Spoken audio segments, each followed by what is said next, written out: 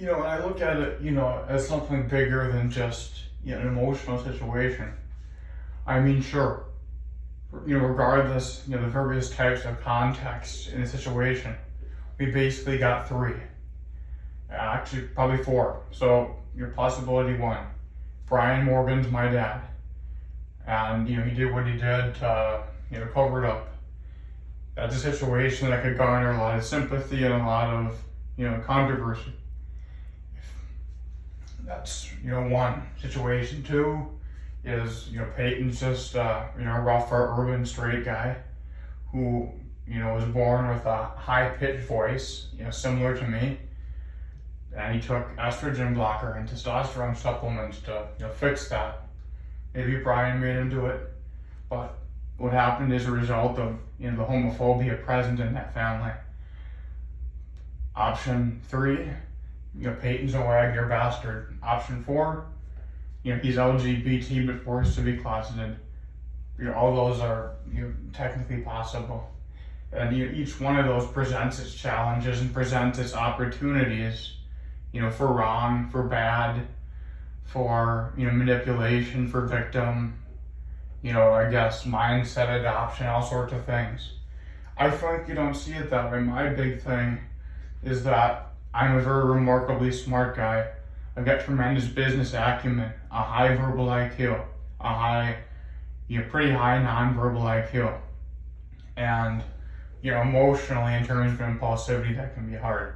However, it's harder to present those things, beyond being behind a camera recording you or being in a back office presenting your real, true intelligence. People aren't the most trustworthy beings. And they lured me 30 East, got a crisis of confidence. But, obviously, when you look at, it's more about what I lost. I was in college, and the confidence stripped, everything, the lack of truth, the lack of, communication, the lack of acknowledging my humanity. It's a problem. So, obviously, say someone like Brian Morgan, he's got a 2016, VW Touring. Let's say the guy smokes a bunch of weed, watches some Cheech and Chong or Easy Rider, and he goes for a drive. Let's say he gets in a bad accident. He's fine, but the car is not so much. The car is in some critical condition.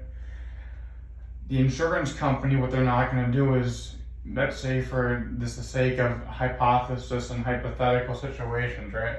Let's say Brian bought that car new in 2016.